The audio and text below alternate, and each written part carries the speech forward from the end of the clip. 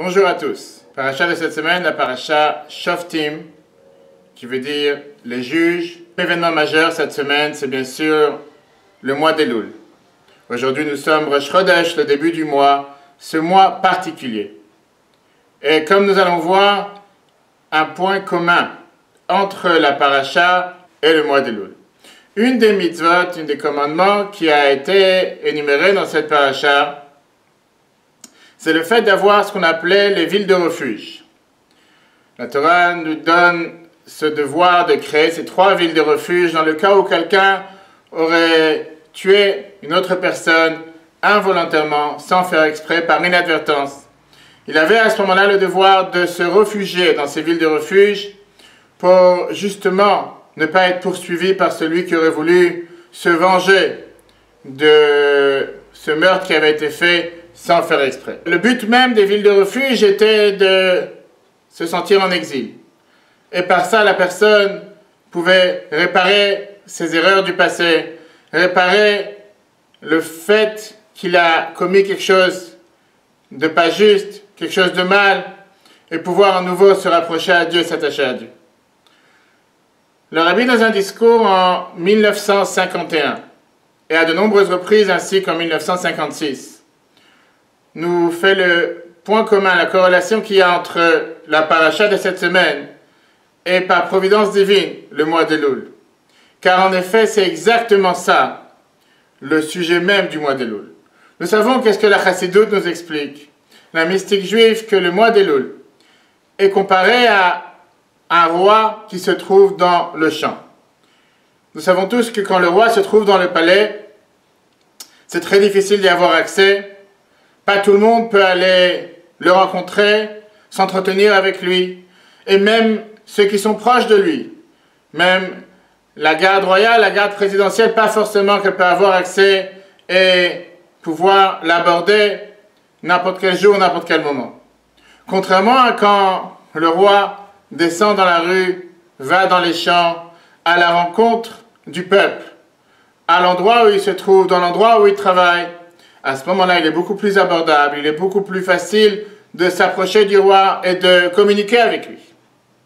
C'est à ça que la Chassidoute nous compare le mois d'Elul. Pendant le mois d'Elul, Dieu se trouve dans les champs. Dieu se trouve proche du peuple juif, comme nous avons l'habitude de dire dans le psaume 27, que nous commençons à dire depuis le début du mois d'Elul, Dieu est ma lumière et mon salut.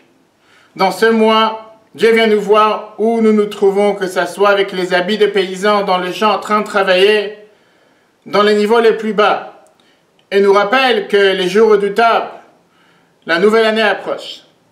À nous justement de s'accrocher, monter sur le train, faire un pas en avant, afin de pouvoir se préparer de la meilleure manière pour cette nouvelle année. C'est la raison pourquoi chez les Séfaradim, on a l'habitude de commencer les Slichot depuis le début du mois, et chez les Ashkenazim, de la dernière semaine de Elul, nous avons l'habitude de sonner les shofars. Nous rajoutons dans la lecture de psaumes, 3 psaumes tous les jours, afin de finir tout le livre de psaumes après Kippour. Nous avons l'habitude de faire vérifier les téphilines et les mezuzot, s'ils n'ont pas été faits les derniers 12 mois. Pendant ce mois, en se préparant à la nouvelle année, nous essayons de tout faire pour justement faire ce qu'on appelle un demi-tour. Ne pas rester avec nos habitudes, ne pas rester dans notre environnement habituel, avec ce que nous avons l'habitude de faire quotidiennement, tous les jours, pendant toute l'année. Le mois d'Elul arrive, et c'est comme un écran avec un slogan qui apparaît en nous disant « Refuge, refuge ». Rappelons-nous que nous tournons la page, nous arrivons vers une nouvelle année. Et donc, comme les villes de refuge à l'époque, où c'était justement pour que cette personne qui avait commis un acte terrible pouvait se réfugier, s'exiler afin de pouvoir réparer, en commençant par se réparer soi-même. Exactement la même idée, le mois d'Elul. Un mois dans lequel nous avons un devoir de faire une recherche introspective et se dire qu'est-ce que j'ai fait de bien cette année? Qu'est-ce que j'ai fait de moins bien? Ce qu'on appelle le mois du bilan.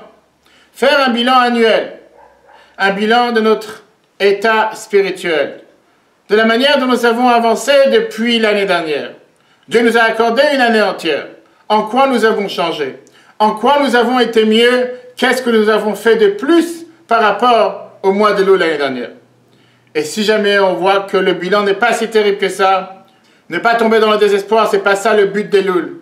Ne pas tomber dans les jeûnes, les souffrances, en se disant, va savoir qu'est-ce qui va nous tomber sur la tête ou qu'est-ce qui va nous arriver.